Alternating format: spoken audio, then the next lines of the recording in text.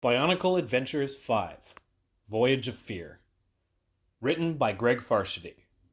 Recording by Trajan M. Chapter 5. Nuju had not expected to awaken. If he ever did see the light again, he assumed it would be from the inside of a cell, or at least with the tow in chains. But the reality proved to be very different. The first thing he saw when his eyes opened was the ceiling of a vast cavern. It was warm here, as if molten protodermis flowed underground to provide heat, in the way it did in Metro Nui homes. He glanced around, trying not to move his head and give away that he was awake. He could see the other Toa, some stirring, some still unconscious. They were all lying on a comfortable bed of dried seaweed. He might have thought the whole thing was a bad dream, if not for the presence of 3 Crawley, obviously standing guard. Realizing they could not be fooled, he sat up. His mechanical parts were undamaged, but his biological components ached badly. It would take time to recover from the Crawley's energy drain. The other Toa were now fully awake. Vakama started to get to his feet, but as soon as he did so, one of the Crawley took a step forward. When the Toa fire sat back down, the Guardian returned to its original spot. "I guess we won't be going for any walks," said Anawa. "Crawley, I never expected to see those junk heaps again." "I say, as soon as we are back to full strength, we make a run for the water and try and find the transport," said Nakama. "I didn't like those things when they patrolled Metro Nui. I like them even less here." Vakama looked around.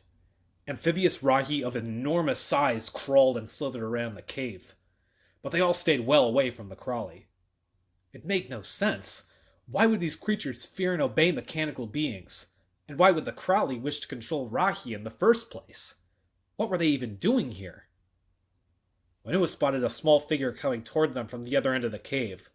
Walking by his side was a medium-sized Rahi that looked like a cross between a lizard and a Kavanika, wolf-like creatures from Pometru. The Toa of Earth paid little attention to the beast, though. His eyes were focused on the too familiar Matoran approaching. "You mustn't let my friends worry you," Mavra said as he got closer. "They're just here to make sure you remain reasonable." "We're always reasonable," Anawa shot back. "In fact, I can think of a bunch of reasons to turn you into a rock garden." Akama gestured for Anawa to keep silent, and said, "Who are you? Why have you brought us here? You have to let us go. Our mission is vital." Mavra chuckled. "Who am I? As if you don't know? I am aware of your mission, Toa. If that's what you really are, it's why I brought you here." Anawa reached out with his mask of mind control powers and seized hold of Mavra's thoughts.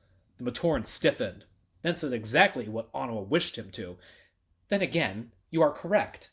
I will set you free. These Crawley will escort you out." The Rahi at Mavra's side began to screech so loudly Anawa thought his mask would split. The Crawley responded by launching weakness discs at each of the Toa. The power of the disc was enough to break Anawa's concentration and free Mavra's mind. The Matoran shook his head as if waking up from a bad dream.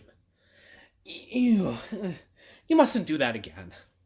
My pet here is a most unusual Rahi. You see, he can sense the use of Kanohi mask powers in the same way a Kinloka rat can sense food from a distance. And, as you've now discovered, my Crawley are very well trained." The Matoran smiled. "Now, let us not waste time. My Rahi recovered your transport. Yes, and those shiny spheres, too. Most remarkable creations.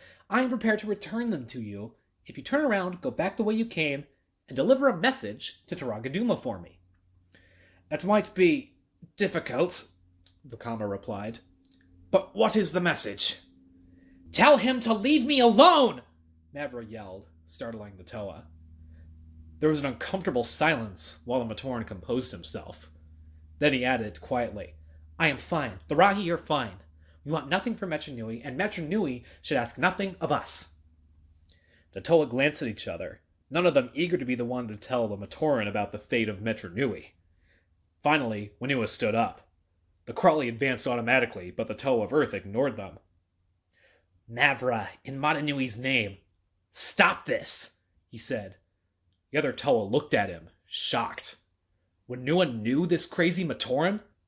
Wenua took a step toward Mavra, then another. The Matoran waved the Crawley off. "You are fighting a battle long over, against enemies that no longer exist," the Toa continued. "Metronui is no threat to you, my old friend, because Metronui is no more." Mavra said nothing as Wenua told his tale.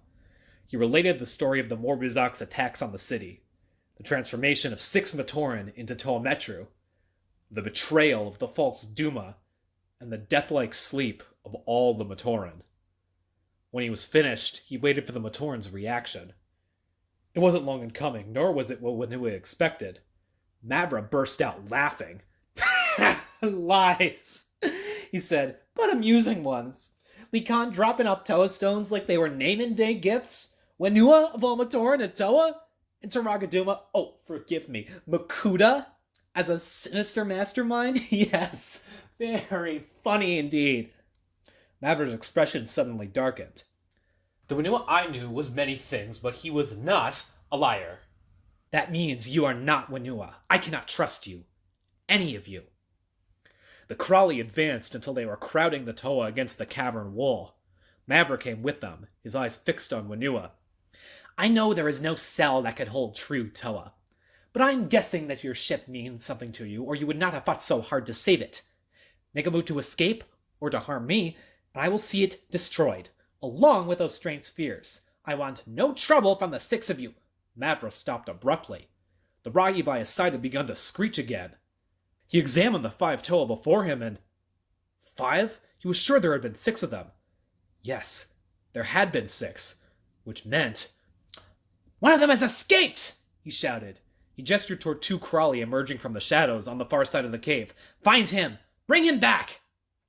The mechanical beast turned and exited through a side tunnel.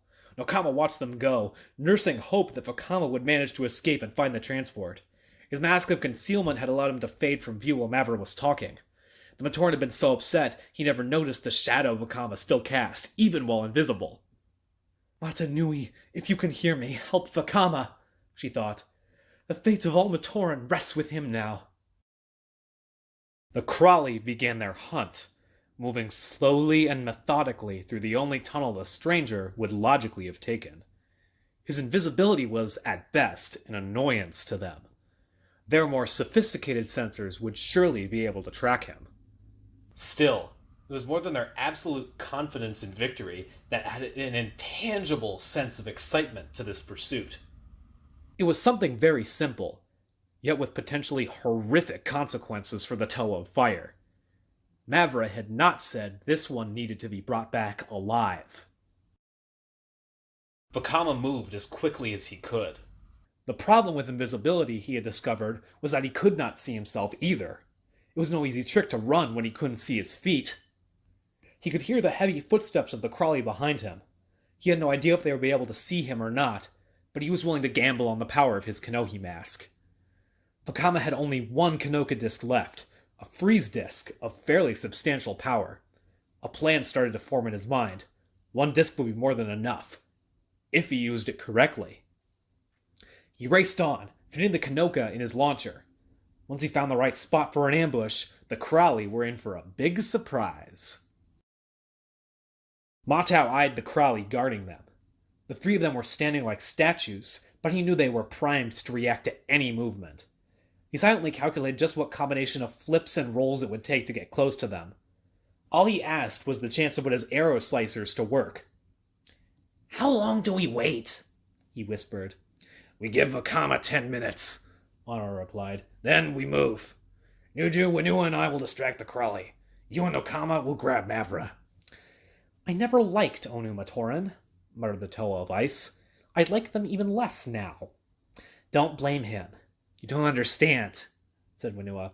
"There's a lot we don't understand," Onawa shot back. "But I have a feeling you do. Maybe it's time you shared?" Wenua hesitated for a long moment. Then he nodded and began to speak. End of Chapter 5.